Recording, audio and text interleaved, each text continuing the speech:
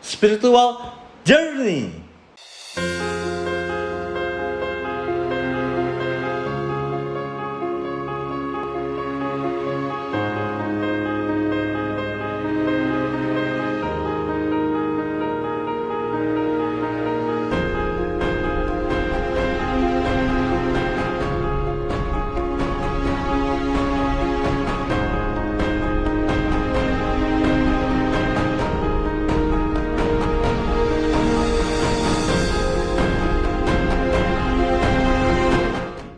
Oke teman-teman, dan kali ini saya senang sekali sekaligus deg-degan juga ya, karena konten kali ini mungkin konten yang terbaru dari spiritual, yang dimana mungkin spiritual journey ini adalah konten yang nantinya akan kedepannya akan berseries. Kalau spiritual yang biasa kan kita tidak berseries ya, cuman hanya membahas tentang esensi-esensi dari misalnya kiamat, halal haram, musyrik dan sebagainya. Nah, di spiritual journey ini basicnya dari experience saya, dan balik lagi experience saya itu dari mana sih? Karena saya doyan peneliti. Nah, meneliti apa? Spiritual atau religion. Nah, sebelum itu teman-teman, karena kali ini kontennya agak-agak lebih menurut saya akan lebih menarik dan agak lebih membutuhkan sesuatu hal yang lebih ada manual booknya, karena di konten kali ini saya ngebahas bukan tentang Islam aja, tapi melainkan agama lain, yaitu agama Katolik. Oke? Nah, karena berhubungan dengan hasil penelitian saya juga.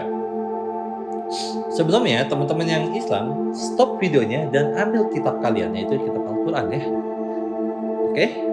Nah, untuk teman-teman yang Katolik nih ya, silakan juga nih stop videonya, ambil kitab Katoliknya. Oke?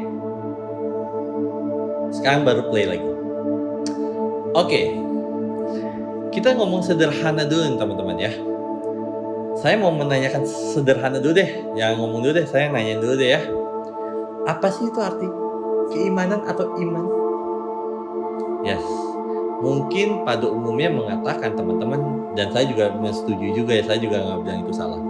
Pada umumnya mengatakan keimanan itu ada mempercayai satu Tuhan dan mempercayai satu agama. Salah nggak? Betul. Nah, tapi kali ini saya membagikan dua konsep keimanan yang berbeda. Keimanan populer atau keimanan esensial. Nah, keimanan populer, kita kan dari kecil nih, keimanan populer itu sistemnya ada sederhana. Kita dari kecil, misalnya kita dari keluarga yang Katolik, ya kita pasti akan dari Katolik. Nah, begitu yang Islam. Kalau dari kecil kalian Islam, keluarga kalian Islam, pasti kalian juga Islam. Ini keimanan populer yang basic banget. Keimanan populer yang kedua adalah keimanan kita mulai namanya didoktrinasi atau dikasih sistem sama orang tua kita atau guru kita. Sistemnya apa sih? Contoh, nah kamu menyembah Tuhan yang ini ya, misalnya Allah ya, nggak ada Tuhan selain Allah, dan kamu berdoa sama Allah. Karena apa? Biar kamu masuk surga dan kamu bisa minta apapun dikabulkan. Keimanan basic seperti itu. Dan begitu pun dengan Katolik yang sama juga seperti itu juga, bahwa berdoa sama Tuhan Yesus karena biar masuk surga dan minta apapun. Ya. Nah, keimanan populer lapisan ketiga ini apa yang mengerikan? Yang dimana kalau kita keimanan ini tidak menjadikan sebuah kenaikan level spiritual atau ke level kesadaran kita, ini akan membahayakan banget, karena level ketiga ini adalah keimanan yang dimana yang populer ini keimanan yang penasaran kan? Nah, keimanan yang dimana keimanan kita menganggap Tuhan itu hanyalah just pengabulan atau hanya satu, dan kita benar-benar anti dengan agama lain. Itu yang populer ya. Nah, tapi keimanan esensi ini lebih menarik lagi, yang dimana keimanan ini bukan menjadikan sebuah yang basicnya, tetapi keimanan itu kita meriset dulu nih, meneliti dulu nih, apa itu iman, ataupun apa itu keimanan, yang dimana keimanan esensi ini paling mutlak banget, paling keren banget. Karena apa? Keimanan yang dimana kita bukan hanya mempercayai aja, tapi kita meriset. Apa itu keimanan? Oke, saya jelaskan dulu di level keimanan esensial ya, yang dimana keimanan esensial ini kita mesti tahu dulu, keimanan artinya adalah mempercayai gitu, mempercayai atau meyakini. Nah, kata yakin atau mempercayai ini sebenarnya ada satu level lagi lebih tinggi, yaitu ada mengalami. Maksudnya apa? Kita kalau di level yang dasar kan kita hanya percaya aja udah, nggak boleh nanya-nanya, nggak boleh ngebantah, udah percaya aja. Tapi kalau di level esensi ini, keimanannya adalah kita benar-benar meriset kata-katanya, dan kita, keimanan di esensi ini, kita mengalami. Maksudnya kalau mengalami seperti apa nih? Penasaran kan maksudnya? Keimanan mengalami itu seperti apa kan? Karena esensinya lebih dalam kan? Yuk teman-teman yang Katolik, tunggu bentar ya. Karena kalian juga bisa dengar juga nih ayat-ayat di Quran juga nih ya. Untuk yang teman-teman yang Islam nih, silahkan buka ayat berikut ini. Yuk kita mulai. Oke teman-teman yang punya Quran, silahkan buka surat 2 ayat 4, yaitu Al-Baqarah ya. Mungkin teman-teman yang Katolik boleh dengar dulu nih ya. Karena ini hal yang penting banget sebelum nanti kita lanjut ke selanjutnya ya, video-video selanjutnya. Oke? Dan mereka yang beriman kepada Al-Quran yang diturunkan kepadamu Muhammad dan kitab-kitab yang telah diturunkan sebelum engkau, dan mereka yakin akan adanya akhirat. Teman-teman yang Islam udah dengar kan tadi di surat 2 ayat 4 yang intinya adalah kata-kata yakin nih, keimanan nih maksudnya nih ya.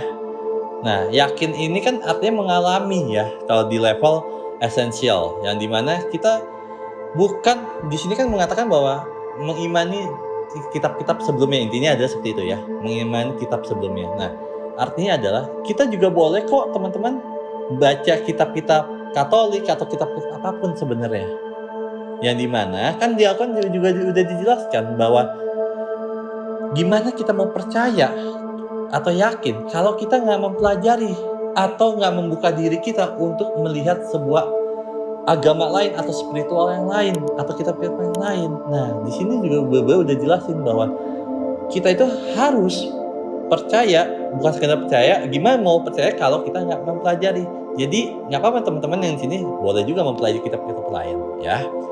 Yang selanjutnya, di situ kan kata-kata ada mempercayai juga akhirat. Nah, akhirat ini adalah sebenarnya kita jangan memikirkan sebuah tempat dulu deh ya, akhirat, tapi melainkan sesuatu hal yang gaib atau sesuatu hal yang bisa dikatakan ilmu rasa. Nanti kita akan panjang kali lebar akan kedepannya akan ngomongin namanya ilmu rasa. Oke?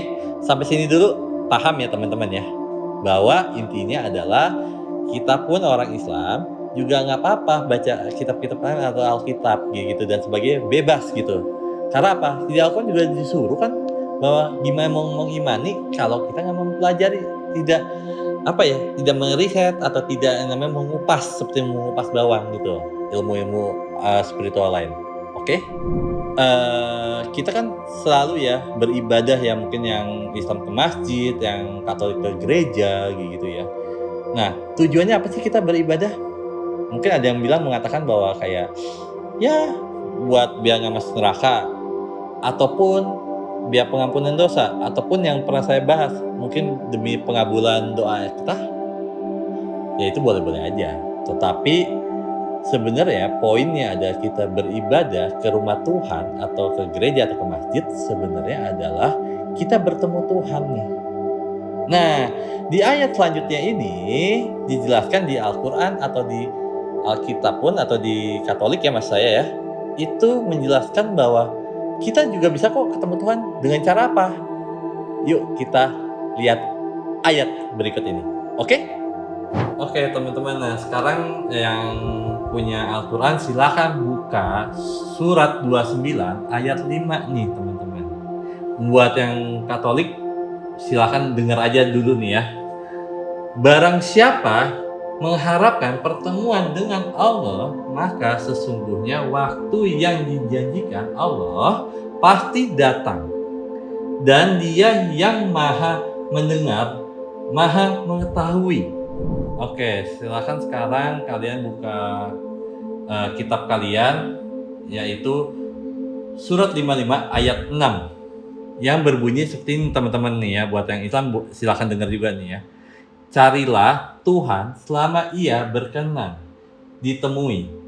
Berserulah kepadanya selama Ia dekat. Nah, teman-teman bisa melihat atau mendengar ya di dua surat ini yang saya bacain, yang dimana kan di kitab Islam atau kitab Katolik kan udah jelas ya, ketika kita mengharapkan, kita benar-benar yang kayak apa ya, aduh saya kepengen banget nih ketemu Tuhan nih, saya kepengen tahu nih wujudnya Tuhan seperti apa sih gitu loh, siapa sih Tuhan dan sebagainya. Nah di dua ayat ini dijelaskan juga nih ya, yang balik lagi saya balikin ke awal ya, yang dimana level keimanan, level esensi itu adalah ini, yang dimana bukan yang dimana keimanan para populer yang dimana hanya udah percaya aja, itu keimanan populer. Tapi kalau keimanan esensi ya ini ayatnya yang udah jelas-jelas bahwa kita benar-benar mengharapkan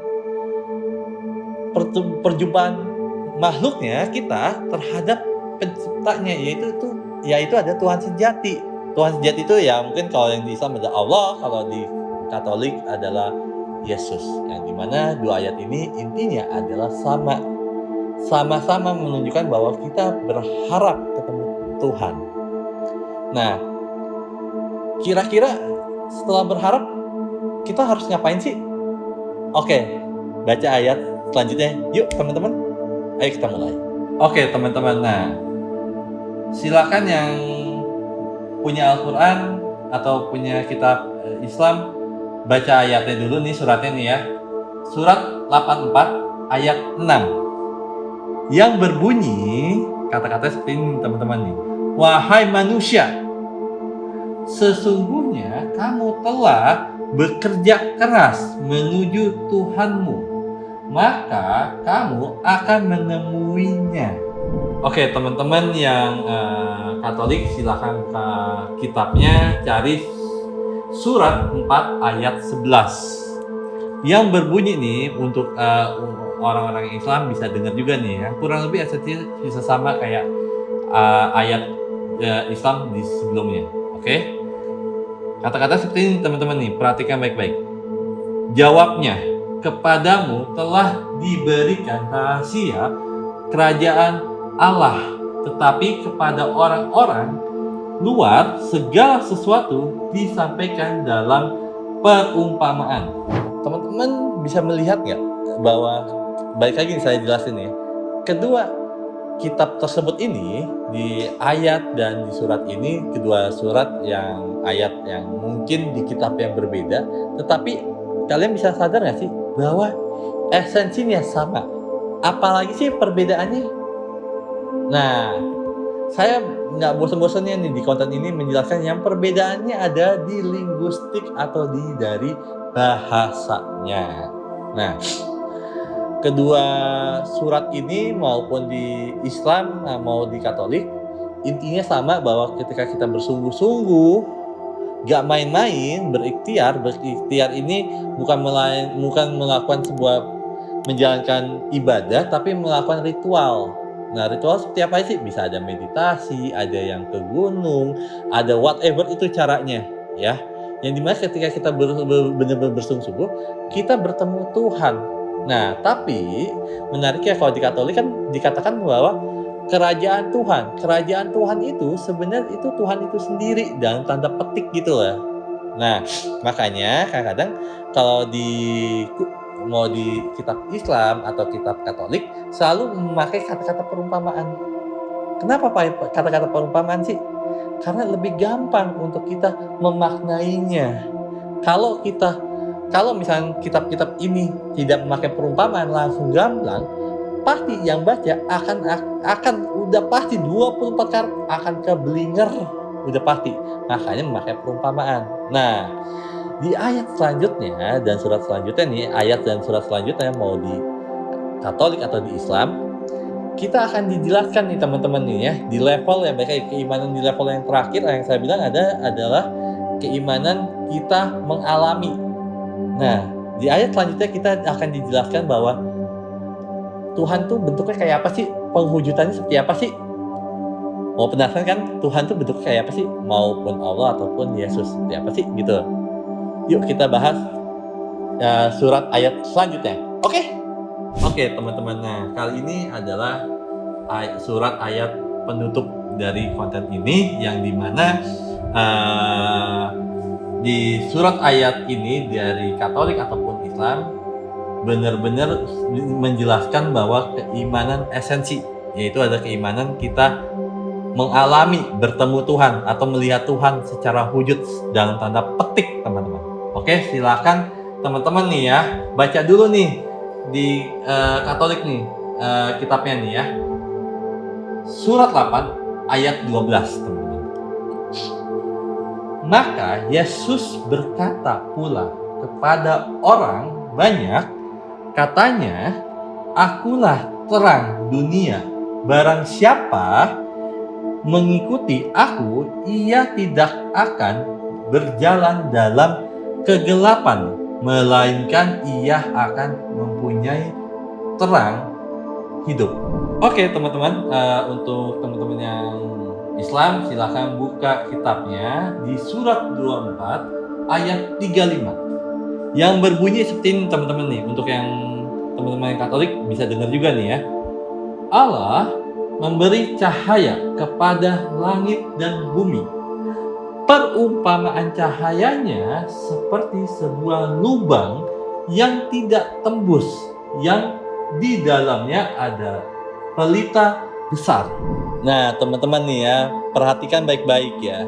Di kedua surat dan ayat ini maupun di Islam ataupun di Katolik ya, sudah jelas banget nih ya, di level keimanan esensial bahwa keimanan ini kan yang saya bilang tadi, mengalami ya. Berarti orang-orang yang pernah mengalami bertemu sama Tuhan atau berjumpai Tuhan, seperti mungkin kalau di Islam ya, seperti kayak Ibnu Athaillah atau Sejenar dan sebagainya, itu pernah bertemu Tuhan. Nah, pertemuannya seperti apa sih rasanya?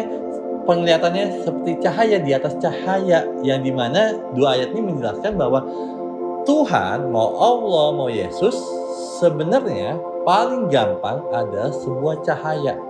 Nah, tapi cahaya di sini seperti apa sih? Nah, menariknya di sini, di dua ayat ini memang tidak bisa dijelaskan secara verbal atau secara omongan, secara detail. Yang dimana cahayanya itu bukan seperti lampu, petir, atau cahaya kunang-kunang, atau matahari, bulan, ataupun bintang, ataupun api. Cahayanya itu bisa dilihat bukan secara pakai mata, tetapi pakai ruhaniyah, atau memakai sebuah konsep, kalau bahasa saya adalah ilahiyah. Nah, dua ayat ini dijelaskan berdetail banget bahwa orang-orang yang akan bisa melihat Tuhan, lihatnya itu bukan pakai mata tapi pakai ilahiyah. Jadi benar-benar pakai sebuah rasa lihat cahayanya itu. Makanya sulit sekali untuk dijelasin bahwa Tuhan itu bentuknya seperti apa, cahayanya seperti apa, itu susah. Makanya maupun di kitab Katolik atau di kitab Islam pun memang itu pun juga masih sulit untuk dijelaskan secara tulisan, tapi bisa dijelaskan secara experience. Experience pun itu sulit untuk dikatakan, tapi bisa dirasakan secara pakai kolbu, yaitu ada hati itu sendiri. Nah, gimana teman-teman dengan konten spiritual journey ini? Menarik atau enggak? Nah, tujuan saya nih teman-teman nih ya, membuat konten ini sederhana banget kok.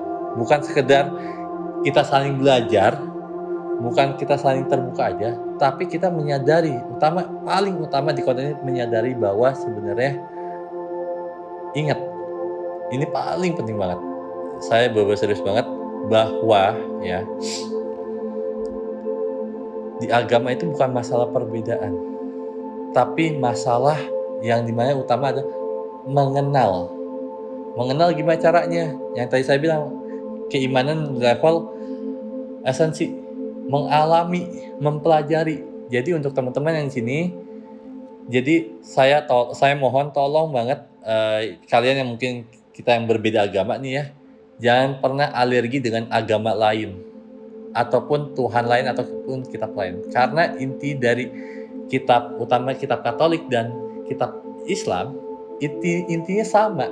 Tapi yang sebaiknya saya jelasin paling inti banget adalah linguistik yang berbeda. Perbedaan itu ada agar kita belajar, bukan perbedaan ada menjadikan kita menjadi eksklusif atau spesial. Intinya seperti itu. Jangan lupa like, comment, and subscribe, dan see you next time. Bye-bye!